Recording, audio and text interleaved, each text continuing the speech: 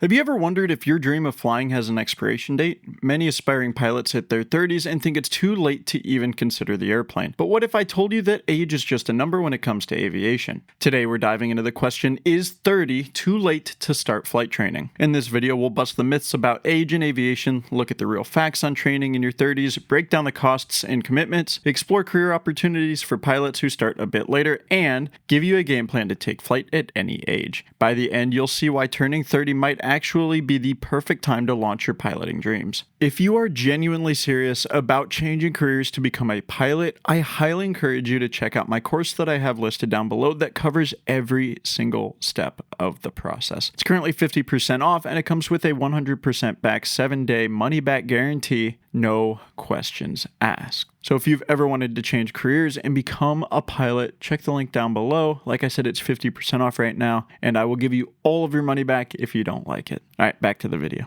Busting the 30-something pilot myth. Let's address the big myth right up front. The idea that aviation is only for people in their 20s. Is 30 too old to chase your dreams of flying? A lot of people seem to think so at first. I've seen countless forum posts and gotten questions from viewers worrying that hitting the big 30 means the door to the cockpit has closed. The concern is more common than you might think. You're definitely not the only one wondering about it. Why does this myth exist? In the past, many professional pilots have started young.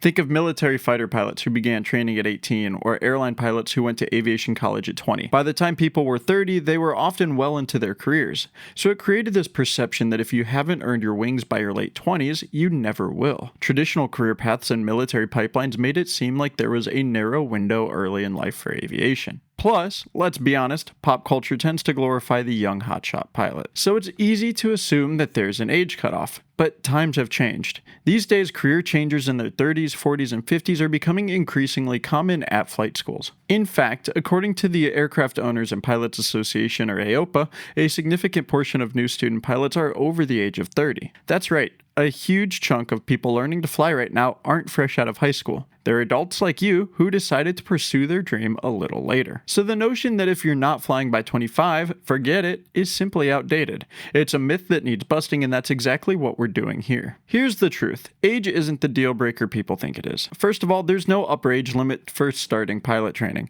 according to both the FAA and EASA regulations. Seriously, if you're 30, 40, 60 years old and you want to learn to fly, the regulators say go for it. The FAA does set a minimum age. You need to be 16 to solo, 17 to get a private pilot's license, but there's no maximum age to earn most pilot certificates. The only hard age rule is for airline pilots who fly commercial airliners. They must retire by age 65. But starting training at 30 gives you 35 years until you hit 65. That's a longer career than most people have in other fields. In short, as long as you're medically fit and passionate about flying, your age won't stop you from becoming a pilot. Let's talk about the people who are actually doing this. There are plenty of pilot trainees in their 30s and beyond. Many flight schools report training students well into their 40s and 50s. I've had students who were successful lawyers, teachers, engineers, and retirees all starting their aviation journey later in life. In fact, older students often outperform their younger peers in certain areas of training. That sounds crazy, doesn't it? But think about it. By 30 or 40, you've likely got a more mature mindset. You're probably better at disciplining yourself to study.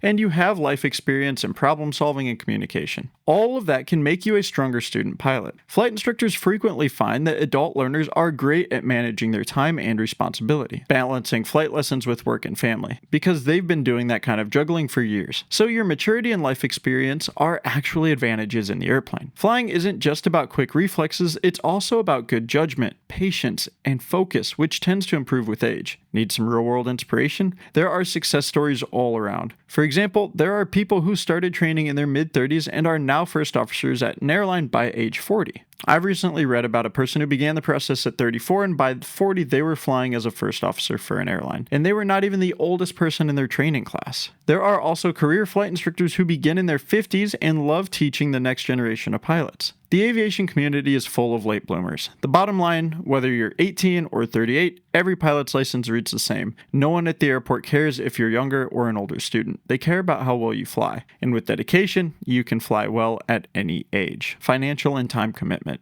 Alright, let's get practical. If you're 30-something, you likely have adult responsibilities, maybe a job, maybe a family, and the idea of throwing time and money into flight training can be very intimidating. So what does it really take in 2025 in terms of money and time? Learning to fly is a significant investment, but it helps to break the costs down into stages. Here's a rough breakdown of typical training costs in 2025. Keep in mind that actual prices are going to vary by region and school. Your private pilot's license, approximately $14,000 to $22,000 for the training required to fly single-engine airplanes as a hobby or your first step in flight. This usually includes 60 to 75 hours of flight training, instructor fees, study materials, and exams. Your instrument rating, roughly $9,000 to $13,500. This is the add-on that teaches you to fly through clouds and bad weather using instruments, and it's a must if you aim to go professional. It often takes another 40 or so hours of training. Commercial pilot's license, around $22,000 to $34,000 to reach the commercial single-engine license. This step is what allows you to legally get paid to fly. It involves advanced training and building your total flight hours. You need at least 250 hours of total time in the US for a commercial license. Many people combine this phase with time building flights or additional ratings. Add those up from zero to commercial pilot's license, you might be looking at somewhere around the $70,000 mark total. Some do it for a bit less, some spend more. It depends on factors like where you train. Fuel and rental prices are going to differ drastically. How efficiently you train, extra practice hours, cost money. And whether you go for additional ratings like your multi-engine instructor or any instructor certificate. If your goal is to go all the way to airline eligibility, the airline transport pilot certificate, the total investment is going to be somewhere between $80,000 to $130,000 by the time you have 1,500 hours and your airline transport pilot's license. But remember, you don't pay that all at once. It's incurred over a couple of years, and you may earn money as a flight instructor during that time. Financing options.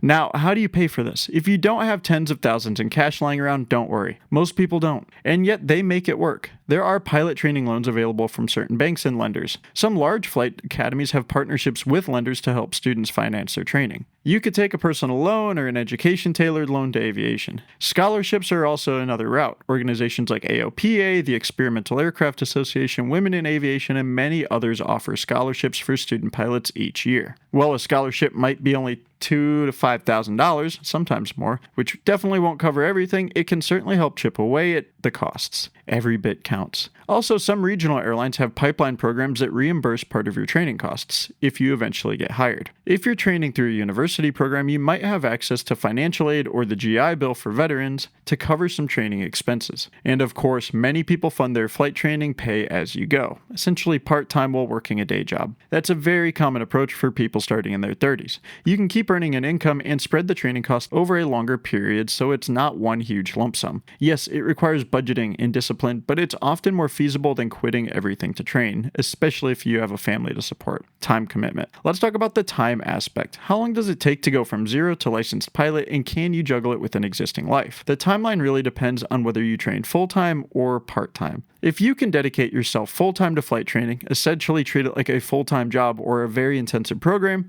you can progress faster. Many career-changing pilots go from zero experience to being qualified for paid flying jobs in around 18 to 24 months with an accelerated full-time training schedule. That means within 2 years or even less, you could go from your first flight to having your commercial license and maybe a flight instructor certificate ready to be hired. This is intensive. You'd be flying and studying nearly every day. Some professional pilot programs or academies are structured to get you through everything in 2 years or less. On the other hand, if you're training part-time while working or managing other responsibilities, which is what a lot of adult learners do, the timeline stretches out, and that's totally fine. You might do your private pilot's license in 6 to 12 months on the weekends, then your instrument in another 6 months, then your commercial in another year. Perhaps it takes you 3, 4, or even 5 years to slowly accumulate the ratings and hours because you're flying maybe 1 or 2 days a week. The key is consistency and not giving up. I know people who only flew Saturdays and maybe one weekday evening, and they steadily chipped away at it. Many flight schools accommodate evenings and weekend students, and a lot of their students in their 30s train exactly that way. It might take longer, but you can do it while holding down a job and taking care of a family. It's all about finding the right balance. Some employers even offer flexible hours or let you go part-time once they know you're pursuing a professional goal.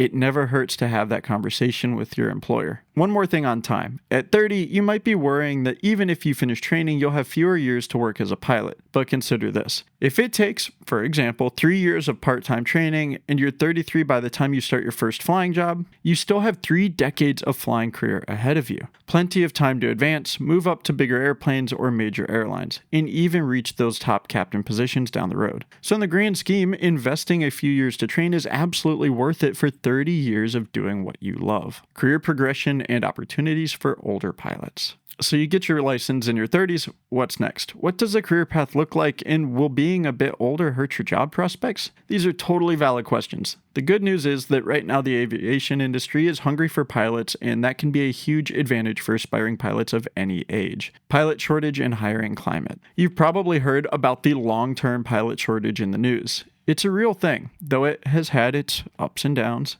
Major airlines are facing a wave of retirement. In fact, more than half of the pilots working today will hit the mandatory retirement age of 65 within the next 15 years. That's tens of thousands of pilots retiring, and there aren't enough young pilots to replace all of them. This means airlines, corporate flight departments, cargo companies, everyone needs pilots. The demand for qualified aviators is growing faster than the supply, so companies are casting a wide net. They're not all just looking for 23-year-olds with fresh instructor hours. They need you, the 30-something who's dedicated and trained and ready to go. Airlines have been lowering their minimum hour requirements, offering signing bonuses, and even raising the mandatory retirement age in some discussions, though at the moment it's still 65, to mitigate a staffing shortage. The U.S. Bureau of Labor Statistics projects steady job growth with thousands of new pilot openings each year. What's this mean for you? If you put in the work to get trained, there's very likely a cockpit seat waiting for you on the other side, regardless of your age. I've personally seen regional airlines hire brand new pilots in their 40s. Why? Because if you meet the requirements and have a good attitude, that's what matters.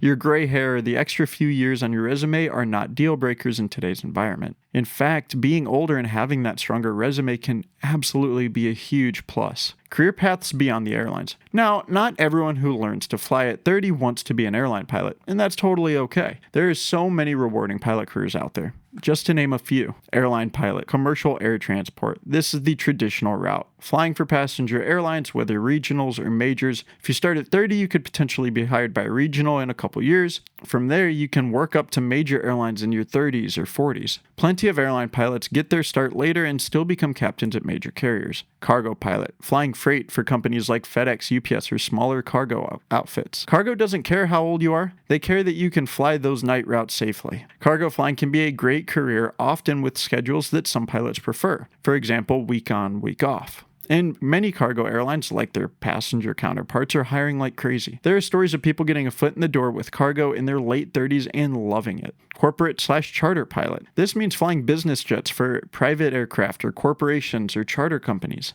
These jobs are about professionalism and customer service as much as flying skill.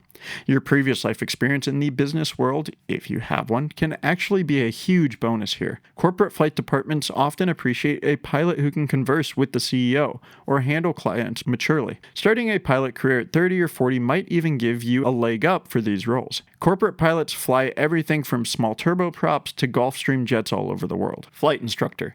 Many pilots become instructors, CFIs, as a stepping stone, but it can often also be a long-term career by choice. If you love teaching, you could start instructing in your mid-30s and eventually run a flight school or become a senior instructor that everyone respects. Instructing is also a flexible job. You can do it part-time or full-time, and it's a common path for pilots who switch careers because you can instruct at 35 and help train that 18-year-old student and that 15-year-old student side by side. Long term, there's going to be a very high demand for good instructors, especially as more students flood the market. And then there's other niche roles. Things like charter sightseeing pilots, aerial photography, survey pilots, bush pilots in remote areas, ag pilots or crop dusters, air ambulance, medevac, or firefighting pilots. Some of these paths might require specific experience, but many are open to anyone with their required certifications. They can be incredibly exciting careers. For For instance, aerial survey companies often hire low-time commercial pilots, who might be older, to build hours, flying pipeline patrols or mapping flights. It's a way to get paid to fly and see if you enjoy a particular sector. The point is, a pilot's career isn't one size fits all. Starting at 30, you have the maturity to actually choose what's best for your lifestyle. Maybe chasing airlines is your dream. Go for it. Or maybe you prefer the idea of flying a small jet for a company where you're home most nights. The opportunities are there. Employers care that you have the license, the required hours, and a good track record. In fact, being a bit older can work in your favor in interviews because you likely have a work history and can demonstrate reliability and professionalism. Also, keep in mind the long-term potential. If you start your pilot career at 33 and work till 65, that's 32 years of flying. You could go from instructing to flying charter jets to maybe an airline in your 40s and onward. Plenty of time to earn a great living. Senior airline captains at major carriers can make $300,000 plus per year these days. And even regional or corporate pilots can earn well into the six figures with experience. So you're not cutting yourself off from a financially rewarding career by starting at your 30s. You're stepping into one that can still rise for decades. The only thing you might miss out on by not starting at 20 is a few extra years at the tail end of the career, but you likely spent those years doing something else that now gives you a valuable perspective. It's a trade-off, and many would argue the life experience you bring is worth far more. Your next steps: taking flight at any age. By now, hopefully it's clear that 30 is not too late, not even close. So if you're feeling inspired and ready to get going, what are some concrete steps you can take right now to move toward your pilot's license? Let's lay out a quick action plan. Number 1, research flight schools and training programs. I actually have an entire course listed down below that will help you pick a flight school because this is the number one mistake student pilots make, and they'll go waste thousands of dollars at the wrong flight school. So start looking into local flight schools or aviation academies that fit your needs. Do you want to train part-time at your local airport or quit your job and enroll in an accelerated program? Read reviews, visit their facilities if you can, and talk to the staff. The vibe of the school and the quality of instruction matter. Some schools cater well to working adults. Make a short list of places and gather info on their costs, schedules, and instructor experience.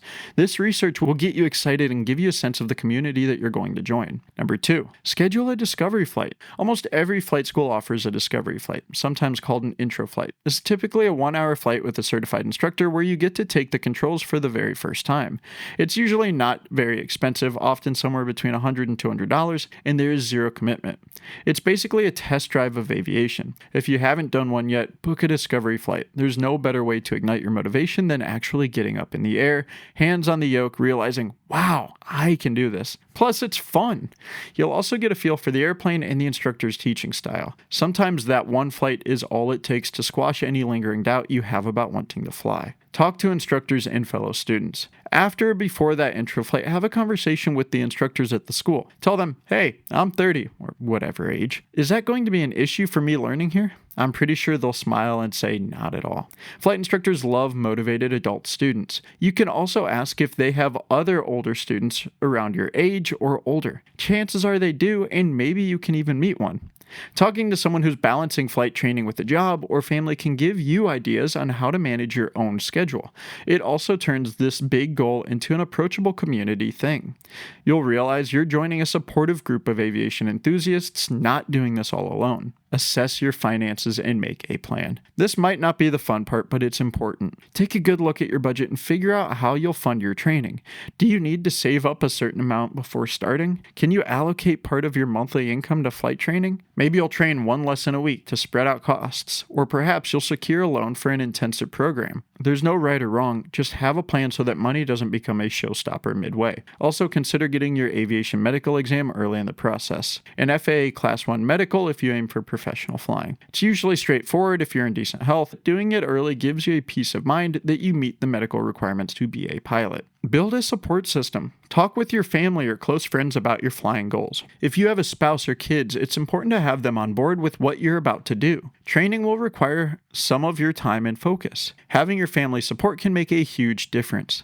Maybe set aside dedicated times for studying or flying, and also schedule family time so you keep a healthy balance. You might even bring your family to the airport to share the excitement. Let your kids or partner see the plane up close. Maybe take them on a short flight once you've got your license. When your family is included included in your dream, they're more likely to cheer you on and accommodate your training schedule. The emotional aspect is big. Overcoming the "what about my family" worry is easier when you involve them in the journey. Finally, let's tackle that sneaky self-doubt that likes to linger. What if I'm not good enough? It's normal to wonder if you'll really be able to handle the challenges of pilot training, especially when you're not 19. But here's the good thing. Nobody is good at flying an airplane when they start. That's why you take lessons. Every pilot you admire was once a total beginner. You will make mistakes in training. You will learn from them. Whether you're 30 or 50, you're going to be taught step by step. There will be exams and check rides, yes, but you will be prepared for them through study and practice. If you're motivated enough to worry about being good, that means you care, and caring is half the battle. Plus, as we discussed, your age gives you some hidden advantages in learning. Trust me, I've seen some incredibly skilled pilots who didn't start until their 40s. What if I'm not good enough? You are, or you will be with training and perseverance. What about my family and other responsibilities? This is a big one for a lot of adult learners. My answer, you don't have to drop everything and neglect your life to become a pilot. It's all about integration and time management. Plenty of student pilots have full-time jobs, families, social lives. They make it work by scheduling smartly. Maybe you'll do ground school studying at night after the kids are in bed, and take one flight lesson on the weekends when your partner can watch the kids. Or if you're single but working, you might fly early mornings before work or take a half day every other week for a longer lesson. There will be some sacrifices, perhaps a few less Netflix binges or weekends out partying.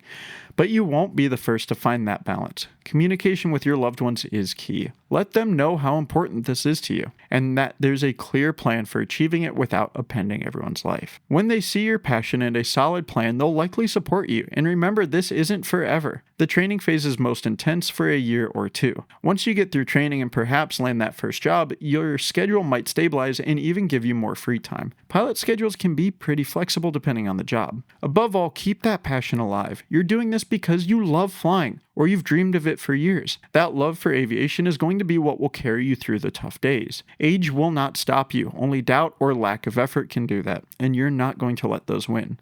Every time you feel a twinge of doubt, picture yourself in the cockpit, headset on, engine roaring, taking off into the sky. At that moment, trust me, you won't care that you're 5-10 years older than the kid in the next plane over. You'll be glad you started now instead of never. Key takeaways. So is 30 too late to start pilot training? Absolutely not. If anything, now is a fantastic time. You have no regulatory age barrier holding you back besides the 65 retirement age. You have life experience that will help you succeed, and the aviation industry is eager for new pilots of all ages. Yes, you'll need to invest money in yourself and put in the study and flight hours, but it's a path countless others have taken later in life with great success. Whether you want to fly for an airline, start a new career in corporate aviation, or just earn your wings for the sheer joy of it, your 30s can be the start of an amazing aviation journey. Thank you so much for watching or listening if you're listening to this on any podcast platform. I hope this has motivated you to take the next steps towards the cockpit.